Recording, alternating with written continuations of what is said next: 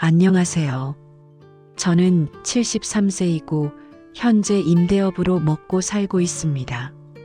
호롤단신 부모님 밑에서 외아들로 살아가다 젊을 적 벌어놓은 돈으로 부동산 투자에 성공한 삶이어서 부러움을 사기도 했습니다.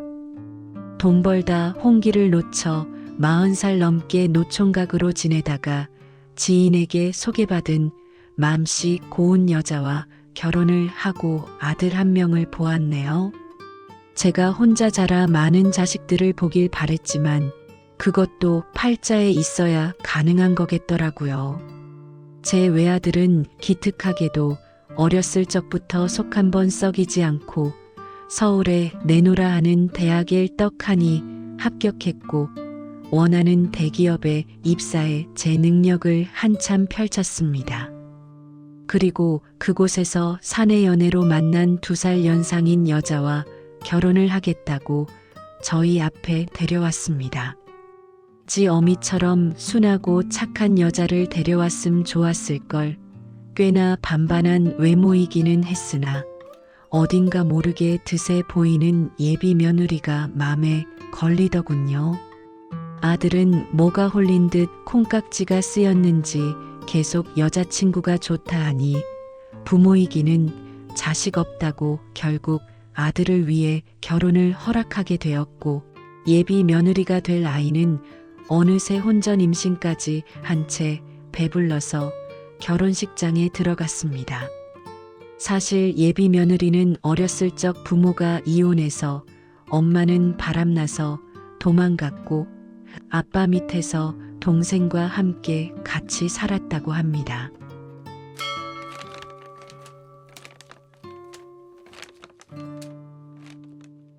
뭐 그런 가정에 편견이 있는 건 아니었지만 그래도 기왕이면 다홍치마라고 귀하게 큰 내 자식이 여느 사람 못지않게 화목하게 자란 여자를 아내로 맞이하면 좋겠다는 욕심은 있었어요.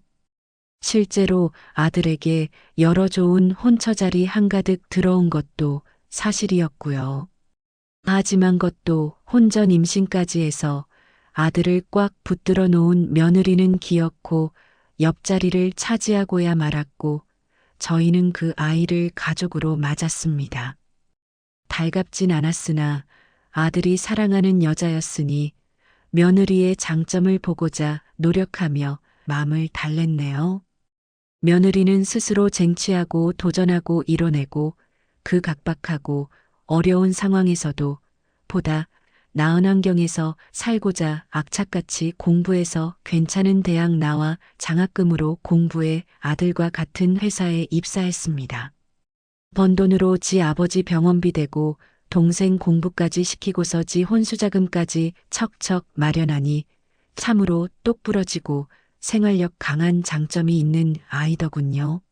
시부모에게도 살뜰하게 자라니 딱히 흠잡을 것도 없던 터였네요. 뭐 사람이 항상 완벽할 수만은 없으니 전 며느리를 맞아들이기로 하고 아들과 행복하기를 바랬습니다. 그러던 중 살면서 저는 인생의 최대 불행한 일을 겪고야 말았습니다.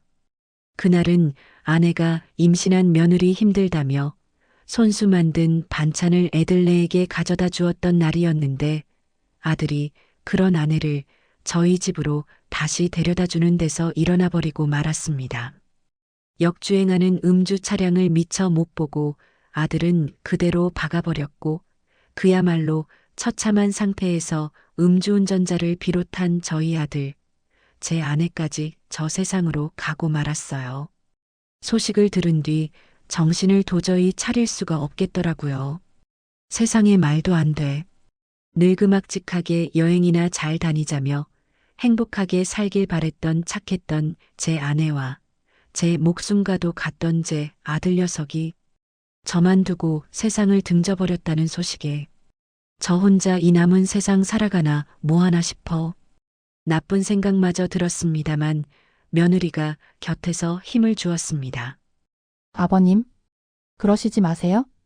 어머님이랑 그 이 잘못된 건 너무나 안타깝지만 산 사람은 살아야죠. 제가 부족하지만 더 잘할게요. 이제 제 뱃속에 아기도 태어날 테고, 그렇게 저희 가족 다시 한번 잘 살아요? 하며 자신의 배를 어루만지는 며느리. 따지고 보면 제 처지보다 며느리 처지가 더 가여울 법인데 노인네가 앞길 창창한 청산과부된 며느리를 위로해주지는 못할 망정 이런 약한 모습을 보이니 차마 부끄러워 면이 서질 않더라고요. 미안하다. 아가, 아버지가 내 마음 헤아리지 못하고 그저 내 생각만 했구나. 잘못했다. 내 뱃속에 태어날 우리 손주도 있는데 내 말대로 산 사람은 살아야 하는 게 맞구나. 아버지가 앞으로 단단히 맘먹고 우리 손주 봐서라도 못다한 사람 목까지 잘 살자꾸나. 하며 며느리와 서로 다독여주기로 했네요. 며느리는 얼마 안가 출산을 했지만 며느리 곁에 있는 사람은 오직 저밖에 없었습니다. 하다못해 떠나간 친정엄마라도 있었으면 좋았으련만 출산하는 그 힘은 순간마저 제 안 사람도 아들도 아무도 없다는 게 참으로 서글프더이다. 며느리와 저는 호롤단신인 상태에서 서로를 의지하며 손주와 인사를 했고 제 손주 녀석은 태어날 때부터 아비 얼굴조차 보지 못한 가엾은 신세가 되었습니다. 저는 손주를 아들만큼 어여삐 여겨 며느리에게 넉넉하게 생활비를 주며 어디 밖으로 일할 생각하지 말고 오직 손주 녀석만 신경 쓰고 잘 키우라 했습니다. 처음에는 괜찮다며 제 아이이니 제가 복직해서 돈 벌어 아들 교육시키겠다 했지만 그래도 어디 그런가요? 제가 없는 사람도 아니고 건물 임대료로만 웬만한 잘나가는 월급쟁이 봉급 이상 나오는데 저는 손주와 딱한 며느리를 위해서 아낌없이 내주었습니다. 그렇게 6여 년이라는 시간이 흘렀고 여느 때와 마찬가지로 며느리와 가까이 있는 곳에 다 자란 손주 재롱 보면서 저는 가는 세월 붙잡지도 못한 채 나이만 먹어가고 있었습니다. 며느리는 직장에 복귀하게 되었고 가까운 데 사는 제가 손주를 데리고 와 항상 저희 집에서 시간을 보내곤 식사 후 지 집으로 가곤 했습니다. 제가 사는 이유는 자라나면서 아들을 빼닮아가는 손주를 보는 일이었고 아들 어렸을 적과 제 안사람과 행복했을 적을 그리며 추억에 의지한 채 그저 눈감을 날만을 기다리고 있었네요. 그러던 중 제게 들어오는 여자분이 있었습니다. 손주 유치원 같이 다니는 같은 반아이 할머니였는데 맞벌이인 자식을 대신해서 손녀딸을 봐주고 있는 사람이었어요. 그저 오다 가다 인사하다가 이내 말 붙이는 사이로 그러다 차 마시고 식사하니 저희는 어느새 좋은 친구가 되었습니다. 정씨라서 제가 정여사님이라고 불렀는데 우리 눈감은 안 사람처럼 참으로 착하고 순박한 그런 사람이었어요. 지난 아픔을 가슴에 묻은 한많은 세월. 술 한잔하며 털어놓았더니 정여사님도 속에 있는 말을 털어놓으시더라고요. 그러셨군요. 참 자식 먼저 보낸 부모 심정은 말로 못다 하죠. 제 팔자도 어찌나 사나운지 남편 먼저 몹쓸 병으로 잃고 막내딸마저 사고사로 잃었는데 어찌나 죽지 못해 사는 목숨인지요. 얼마나 그간 힘든 삶을 사셨겠어요. 누구보다 그 심정 이해합니다. 라며 서로 자식 잃은 맘을 위로해 주기도 했습니다. 절대 안 사람 아니면 제 곁을 내어줄 수 없다 여겼는데 정이라는 게 참으로 무서워 마음이 열리더라고요. 가끔 저희 집에 와서 식사를 챙겨주기도 하고 집안 청소를 해주며 제 말동무를 해주었는데 어찌나 말을 곱게 하는지 젊은 청춘 마냥 막 설레거나 하진 않았지만 함께하는 시간은 참으로 즐거웠습니다. 저희는 친구 관계로 넘어 남녀로서 호감이 생겼고 점차 가까워져 요즘 사람 말로 여자친구, 남자친구 의지하는 연인 사이가 되었답니다. 근데 어느 날 미처 염두에 두지 못했던 생기고 말았어요. 퇴근 시간도 아닌데 난데없이 며느리가 지집에 들르면서 사단은 시작되었습니다. 아버님, 저 왔어요. 외근 중에 잠시 근처에 왔다가 들렀는데 저희 승준이 유치원에 다녀왔어요. 라고 웃으며 들어오는데 그때 하필 그때 그 집에서 정 여사와 그 손녀딸이 함께 시간을 보내고 있었고 정 여사님은 익숙한 앞치마 차림으로 부엌에서 뭐 한참 만들고 있었습니다. 당황스러워하는 며느리 앞에서 저는 떠듬거리며 정 여사님을 소개했습니다. 며느라, 인사하거라. 우리 손주랑 같은 반 아이 할머니란다. 라고 인사를 하니 며느리 순간 쎄해지다 능청스럽게 웃으며 반갑게 정 여사님을 맞아주었습니다. 뭔가 골치 아파지더라고요. 며느리가 드센 면이 있었으나 생각이 깊어 이해해 주려니 싶기도 했지만 마음이 썩 편하지 않은 건 사실이었습니다. 며느리는 정 여사님을 보낸 후 평소처럼 손주 녀석을 데려갔고 그 다음 날도 정 여사님에 관해 어떤 것도 묻지 않은 채 흘려보냈습니다.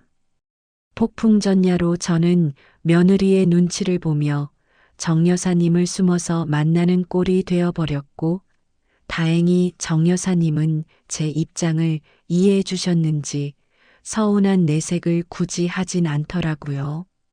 그런데 며느리가 어느 날 어떤 여성분을 제 앞에 데려왔습니다. 아버님, 서로 인사드리세요. 이분은 저의 친척분 지인이신 한 여사님이세요. 음식 솜씨도 좋고 집안일도 깔끔하게 잘하셔서 아무래도 아버님께 필요하신 분 같아 데려왔어요. 월급은 제가 알아서 드릴 테니 걱정 마시고 편안하게 지내세요. 라고 왔는데 한 여사라 하는 여자분은 두툼한 화장에 세련된 염색된 머리를 하고 젊게 차려입고 왔더라고요. 이미 정 여사님께서 가끔 와서 집안일을 도와주던 터이기도 했고 불편하기도 해 저는 좋은 말로 거절했습니다. 허나 며느리 끝까지 제 말은 듣지도 않은 채 계속 이분이 집안일을 해주면 좋겠다고 하시는데 막무가내식으로 나오는 며느리의 두 손 두 발 들어버렸네요. 아니나 다를까 한 여사가 오고선 정 여사님은 집에 자연스레 발길을 뜸하게 되어버렸고 그 틈을 타 한 여사는 제게 다가오기 시작했습니다. 늙음악직하게 뭔 여자복이 터졌는지 한두 번 피하고 거절하니 한 여사는 자존심이 상했는지 노골적으로 절 유혹했습니다. 오늘 저 집에 안 들어가도 돼요. 제가 얼마 전 와인 한 병을 선물로 받았는데 향기가 아주 그윽하더라고요. 저랑 괜찮으면 한 잔 부딪혀요. 라며 제게 잔을 내밀었고 저는 여러 번 괜찮다 사양했지만 밀어붙이다시피 해 억지로 주는 와인 한 잔을 마신 후 정신 못 차린 채 그대로 골아 떨어져 버리고 말았습니다. 그 다음날 깨나 보니 깔끔하게 정돈된 방의 여느 때와 똑같은 아침을 맞아 전 안도의 숨을 쉬었고 날이 밝을 때 손주를 유치원을 데려다주며 정 여사님과 마주쳤는데 정 여사님이 여느 때와 다르게 제게 비수꽂힌 말씀을 하시더라고요. 승준 할아버지가 저 말고 댁에 계신 분이랑 그런 관계인 줄 몰랐네요. 그렇게 여러 여자 거느리시는데 소질 있으신 분이신 줄 몰랐어요. 진짜 부끄러운 줄도 모르고 실망이네요. 라며 말씀을 하시곤 제 곁을 지나가시는데 이게 다 뭔가 싶었습니다. 다 오해라며 전 집에 있는 사람하고 아무 관계 아니고 그 댁은 며느리가 데리고 온 친척의 지인분시고 단지 우리 집에 집안일 도와주시러 오신 분이다라고 설명했으나 감정이 앞선 정 여사님께는 씨알도 안 먹히는 얘기였습니다. 정 여사님하고 멀어지자 그 틈을 이용해 집에 있던 한 여사는 제 맘에 들기 위해 꽃단장을 하고선 찾아와 말동무도 해주고 집안일도 깨끗하게 쳐주고 정 여사님이 제게 했던 일로써 제 맘을 사로잡으려 했습니다. 게다가 벼랑간 며느리까지 등장해 꽃다발과 봉투를 내밀더라고요. 어머 두 분 너무 잘 어울리세요.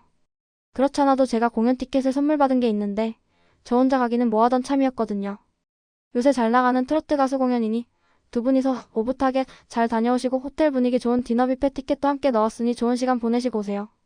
라며 며느리까지 지원 사격을 해주니 대뜸 흘러가는 상황을 보아하니 며느리가 손을 썼는지 이런 상황을 다 염두에 두고 계획한 것 같더라고요. 워낙 영리하고 빠삭한 아이니 애써 절 위해 그랬다고만 생각하려 했습니다. 뭐 사실 저 역시 정 여사가 그렇게 나오니 막상 실망스러움에 한 여사를 굳이 피하려 하진 않았지만 사람이 알면 알아갈수록 구간이 명관이다라는 말처럼 교양도 지식도 풍기는 외모의 분위기도 여러모로 정 여사님을 대신할 수 없겠더군요. 오히려 한 여사를 통해 정 여사님에 대한 제 마음이 확고하게 자리 잡음을 느꼈고 저는 용기 내어 다시 한번 정 여사한테 다가가기로 했습니다. 저는 한 여사의 감시를 피해 몰래 정 여사를 놀이터 뒤편으로 불러내었고 그간 구구절절 심정을 쏟아내며 제 진심을 전해주었어요. 그러자 정 여사도 어쩔 줄 모르고서 기어코 여린 맘에 눈물을 훔치더라고요. 저도 실은 그간 많이 승준 할아버지가 보고 싶고 그립고 했어요. 제가 왜 그리 퍼부었나 반성도 많이 했고요. 하지만 생각할수록 제가 다가설 자리는 없는 것 같아 제 마음을 정리하기로 했습니다. 아무리 우리가 인생을 산 세월이 많다 한들 이해할 부분이 있고 도저히 이해가 안 되는 부분도 있잖아요. 라고 말을 하면서 제게 휴대폰 사진을 주섬주섬 찾아 보여주더라고요. 아, 그런데 이게 웬일인가요? 저는 휴대폰 사진을 보고 그야말로 숨이 턱 막히는 기분을 느꼈습니다. 그 사진은 바로 저와 한 여사가 한 이불을 덮고 자고 있는 모습이었어요. 그 사진이 선어장 정 여사님께 전송이 되었던 겁니다. 저게 언제인지 생각해 보니 아무래도 그때 한 여사가 제게 줬던 와인을 마시고 잠이 들었던 그날 같았어요. 황열이 치받는 게 나 모르게 이런 일을 저지른 한 여사를 도저히 가만둘 수 없겠더라고요. 모종의 음모가 도사리고 있다 여긴 저는 당장에 한 여사가 있는 집을 서둘러 집으로 들어가려 하는데 어쩐 일로 저 멀리서 며느리 차처럼 보이는 차량이 보였습니다. 평일이라 당연히 회사에 갔을 줄만 알았던 며느리는 연차를 낸 건지 어쩐 건지 가까이 다가보니 옆에 익숙한 얼굴의 한 여사와 얘기를 나누고 있었네요. 헌데 그 둘이 하는 얘기가 뭐가 심상찮았습니다. 야, 나 도저히 못하겠다. 저놈의 빡빡한 영감탱이 하나부터 열까지 다 맞춰주는데도 너무 올기미가 단일도 없어. 저런 별볼일 없는 통통한 여인네랑 이런 신랑이 하는 것도 자존심 상할 판국에 일단 대접받아야겠니? 하며 더운 듯 부채질을 하고 있는 한 여사. 빼죽하게 노려보며 며느리가 입술을 깨물며 대꾸하더군요. 그래서 지금 재산 50억을 그 별볼일 없는 퉁퉁한 여인네한테 뺏기겠다고? 엄마. 우리 아빠 돈 못 번다고 그놈의 돈 쫓아서 남편 자식 버리고 같이 일했던 사장놈하고 도망간 거 아니었어? 그렇게 돈 좋아하는 양반이 50억을 눈앞에 두고 포기하겠다고? 시아버지가 엄마한테 안 넘어올까봐 자신 없어진 건 아니고? 엄마, 이게 대체 무슨 소리랍니까? 분명 며느리가 한 여사한테 엄마라고 불렀는데 며느리는 어렸을 적 어머니가 바람나 집 나갔다고 했는데 그 엄마가 바로 한여사라는 말입니까? 세상에 맙소사. 저는 천지가 개벽할 이 가당찮은 상황에 하늘이 노래지는 것 같았습니다. 비틀거리며 거의 쓰러지기 직전이었던 전 금수만도 못한 모녀의 대화를 마저 들었습니다. 며느리의 말에 분이 일었던 한여사는 눈알이 뒤집힐 정도로 소리를 지르더군요. 뭐? 자신이 없어. 너 어따 그 여자와 날 비교하는 건데? 날 사람 취급도 안 했던 네가 재산 상속 때문에 난리 시아버지 옆자리에 심어놓으려는 줄 시꺼먼 속내 뻔히 아는데 네가 나한테 이따위로 나와도 돼? 아쉬운 게 누군데? 서로 아쉽지 않아? 엄마는 시아버지 곁에서 받을 호감까지 생각하면 나한테 저래도 모자랄 판이야. 시아버지 저 세상 가고 나면 남은 재산 반반씩 나누기로 했으면 잘해야지. 50억이 거저 떨어지는 줄 알아? 죽 서서 정여사인지 뭔지 그 여자 주기 싫음 제대로 좀 하자고. 라고 얘기를 하더라고요. 그 소리를 듣는데 얼마나 손발이 부들부들 떨리던지. 손주를 봐서 그간 믿고 있었던 며느리한테 뒤통수 제대로 맞았던 거죠. 저는 모든 진실을 안 이상 더 이상 가만히 있을 수 없었습니다. 떨리는 손을 가다듬고 애써 제 전담 변호사한테 전화를 넣으려던 찰나 그때 한 여사가 며느리한테 찍소리도 못하고 씩씩거리며 나오다 뒤편에서 그들의 대화를 모두 엿들은 저를 발견했습니다. 어머 깜짝이야.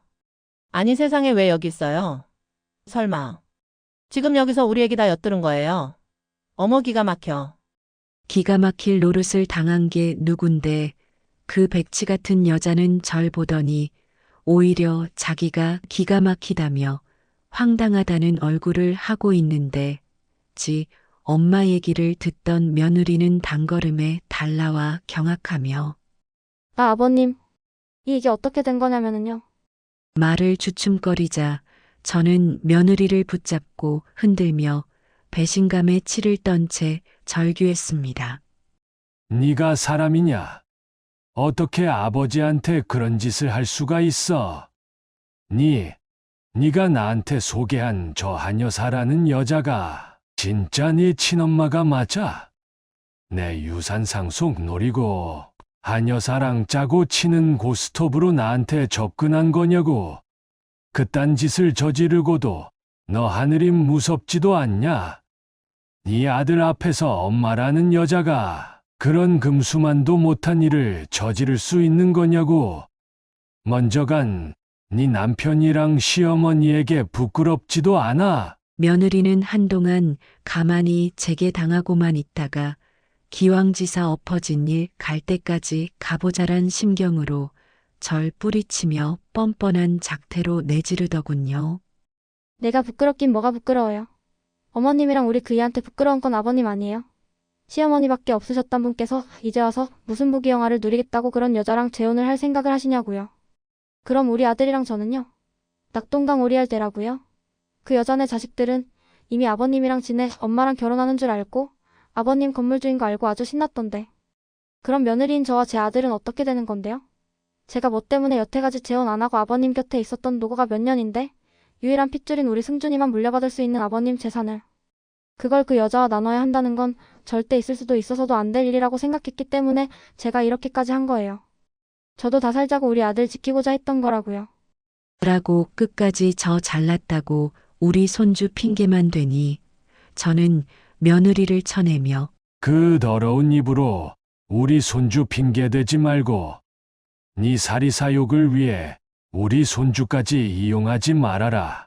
이제 우리 인연은 여기까지구나. 내 너를 기특하게 생각하고 내 자식처럼 보듬어 주려고 했는데 이런 무서운 짓을 꾸민 너하고는 도저히 가족으로 살아갈 수가 없겠다. 당장 내 곁에서 사라지고 앞으로 평생 보는 일 없으면 좋겠구나. 라고 하니 며느리는 극단적인 상황에 치닫자 울음이 나오는 걸 간신히 악문 채 저를 붙잡고선 그럼 승준이는요? 아버님 손주인 승준이도 다신 안 볼 생각인가요? 라고 해서 저는 한숨을 깊이 쉬고 그 어느 때보다 냉정한 결단을 내렸습니다. 승준이가 우리 손주인 건 맞지만 승준이가 네 아들로 사는 이상 난 승준이도 절대 볼 수가 없겠구나. 내 손주이기 전에 네 끔찍한 핏줄도 섞인 아이니까. 라고 말하며 한치의 망설임 없이 뒤돌아섰습니다. 며느리는 그제서야 제 진심을 깨닫고서는 그 와중에 잘못을 반성하기는 커녕 저를 붙잡으며 울고불고 온갖 원망을 하며 독한 언성으로 악을 쓰기 시작했고 심지어 저를 향한 막말이나 저주도 서슴지 않았습니다. 추한 며느리를 보자니 남아있던 정마저 떨어져 관계는 파국으로 치닫게 되었습니다. 믿는 도끼에 발등 찍힌 저는 사람이 무서워져 더 이상 사람을 만날 수가 없는 지경에 이르렀고 심지어 미래를 함께 하고팠던 죄 없는 정여사마저 믿을 수가 없어 모든 인간관계를 정리한 채 살아나가고 있습니다. 그게 벌써 2년째이네요. 가끔 며느리와 손주가 곁에 있었던 지난 세월 그리울 때가 떠오릅니다. 이렇게 된 건 다 누구의 잘못인 걸까요? 제가 뒤늦게 정여사와 만나 재혼하려는 게 그렇게 큰 문제였던 걸까요? 며느리가 그런 천인공노할 일을 저지를 만큼? 만약 그렇다면 시간을 돌이키고 싶네요. 아무 일도 일어나지 않았을 때로 돌이키고 싶습니다. 오늘따라 먼저 떠난 아들과 제 아내가 참 그립습니다. 어쩌면 다시 만나지 못할 귀여운 손주 녀석도요. 어서 이 끔찍한 운명이 저물길 바라며 괴로움을 털어놓고자 사연을 보내봅니다. 제 사연 읽어주셔서 진심으로 감사드립니다.